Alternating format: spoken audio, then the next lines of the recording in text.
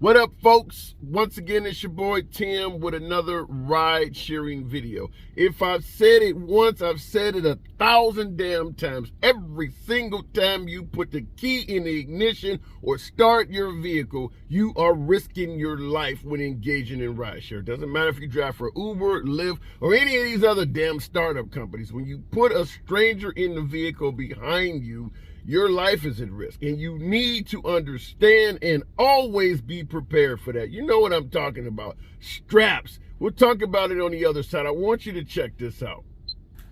A North Texas rideshare driver is recovering after picking up a man and woman he thought were legitimate customers. Instead, police say the two stabbed him, beat him, and stole his car. Fox 4's Dion Anglin joins us with more on what happened. Dion. Hi, Clarice. Well, I spoke to the North Texas Lyft driver who described what he called a traumatizing ordeal, and he wants other rideshare drivers to be alert and cautious. I'm actually terrified. I'm talking about it because it's a terrible event. That's something that's going to live still with me for the rest of my life. Francis Watson began driving for the rideshare app Lyft roughly 2 months ago. On January 13th, just after midnight, police say his passengers, these two riders, 20-year-olds Brandon Iverson Scott and Talia McRoberts, were getting dropped off at this Frisco apartment complex. I was caught right here, right beneath my throat, right here. That's the first place I was attacked.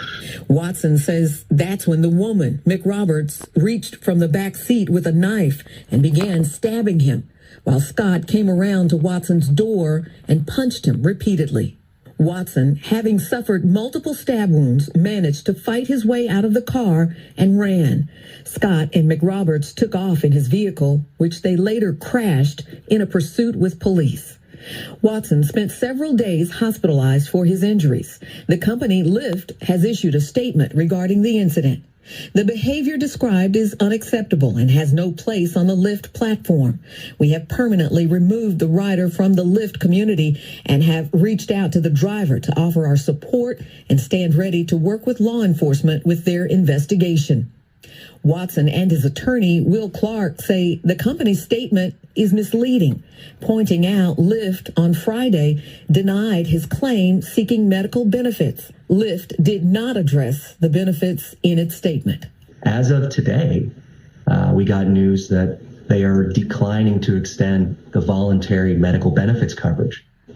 So as of today, they're not even offering to take care of the medical bills that were a direct result of the person that they put inside Mr. Watson's car. Frisco police continue investigating while the two suspects face charges, including robbery, aggravated assault with a deadly weapon, and evading arrest. I was staying shocked, like this is actually happening to me, honestly.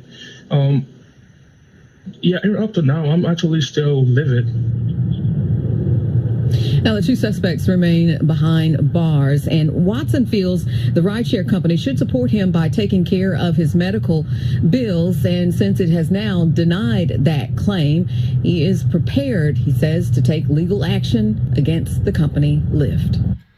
I say it in every damn video. You need to be prepared. This shit just continues to happen. Yet another video. This man has only been driving 2 months, driving for Lyft for only 2 months. And you've seen that statement that Lyft released, that bullshit they released. We're going to talk about that. But 2 months on the road, and here he is picking up a tag team, a man-woman combo, 20 years old, both of them were.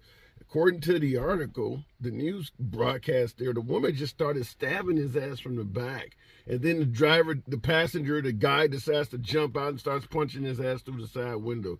Now, I say this in every video. Carry a strap. You know what I'm talking about. A damn gun. Even if you're not comfortable with the possession of a firearm, or you live in a state where it's not allowed or something of that nature, maybe you got a criminal record or something, come up with some other weapon you can fashion. I've stated before, knives, screwdrivers, anything that can stab, poke, slice, cut. I am a big fan of mace and pepper spray as well. However, you need to have a controlled stream because you are inside of a cabin, and if you start pepper spraying and shit, you're going to look like the cops in Memphis getting the shit on your damn self. So be cautious about using certain capsicum sprays and things like that. But absolutely, if you're in rideshare, and every damn trip you take should feature a weapon in your possession. A firearm is most recommended, but if you cannot possess a firearm, whether it's too costly, laws, shit like that, carry a knife. Even if it's a damn steak knife out of your kitchen. In a case like what he was dealing with, listen, the odds are kind of against you to begin with when you have somebody attacking you from the rear. You're just anatomically not designed to deal with rear attacks. And certainly when you got another asshole trying to get to you from the damn window, keep your window up, I suppose. But there's not a lot you can do in a case like this without a firearm, because a lot of these folks, what they're doing, what's happening with this shit is they're using our vehicles to commit secondary felonies.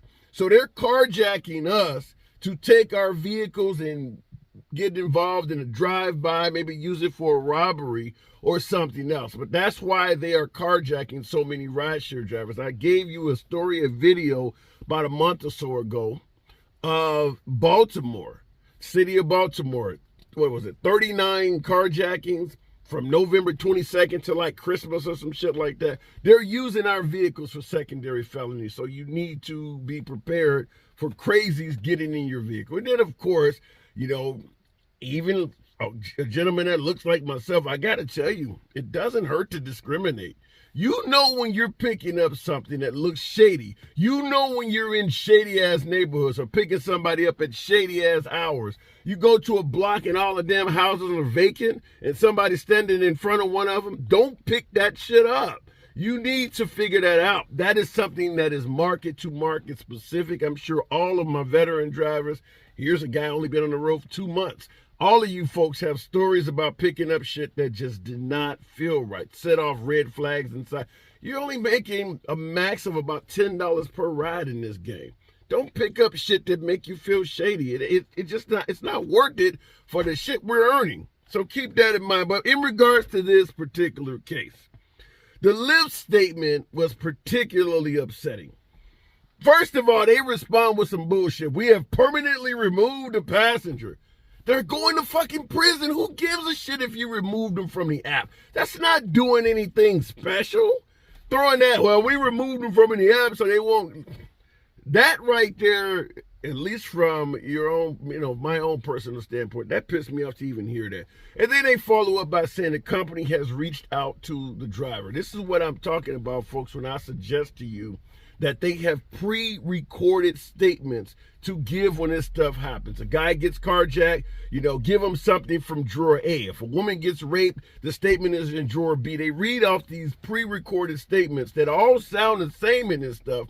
And if you notice, the victims of this all have very similar complaints, meaning they didn't do shit about what happened to me. Many of them will tell you, we can't even get in contact with them. They're not even giving us a correspondence. These are all pre-recorded answers they're giving out. And last but not least, you see the attorney and you see the poor driver there stating that Uber, or better yet, Lyft, and I'm assuming Uber would do the same shit, so Uber doesn't get a pass in this, but right now we're talking about Lyft.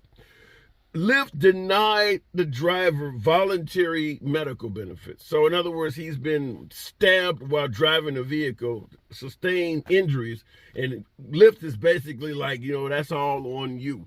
And you already know what the hell Lyft drivers are earning, and the fact that none of us are given any sort of medical benefits through ride sharing.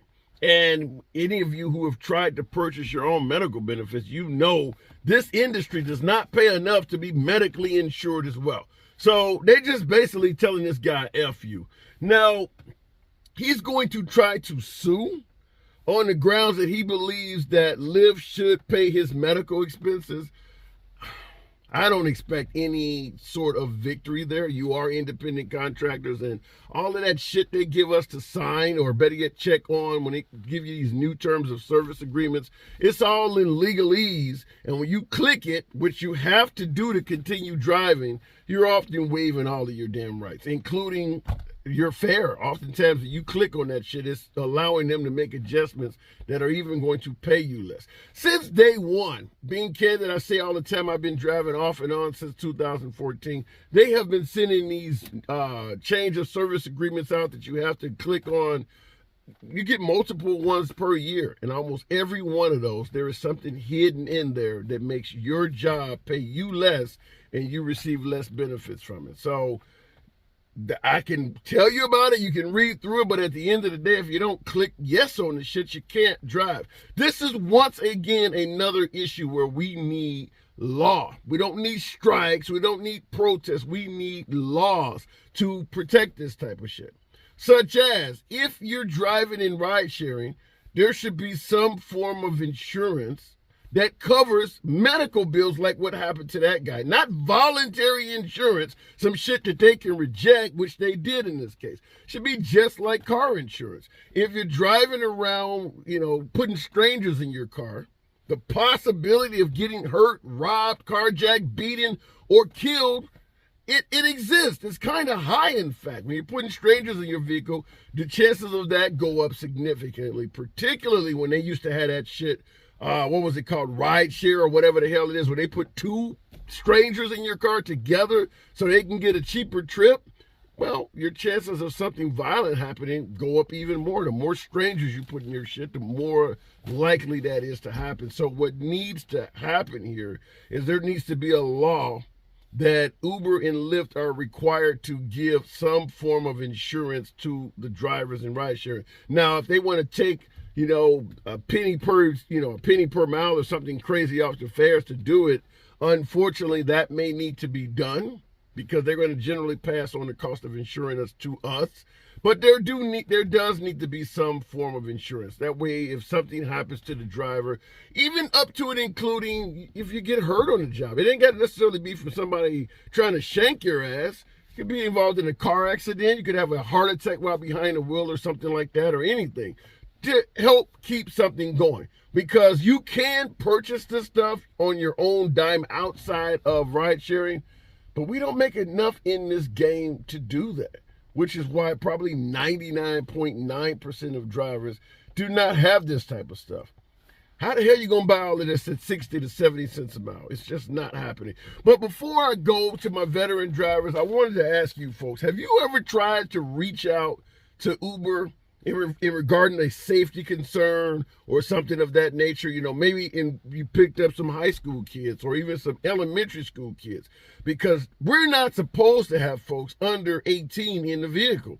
Yet parents request rides picking up kids from school and other different places all the time. There are plenty of children riding in rideshare vehicles by themselves. That's not supposed to happen. Have any of you tried to reach out to Uber or Lyft for any safety concern? I'm just curious. And if so, did they respond in a timely manner and properly address your issue? Would really like to see that in the comments. As always, a lot of new folks watch the programs, and we can help newer folks, particularly the ones considering if this is the shit they want to get in to begin with, to help them make a better decision. Catch you in the comments as always. What do I say in every program? Subscribe to the damn channel. It's your boy Tim. I'll catch you in the next video.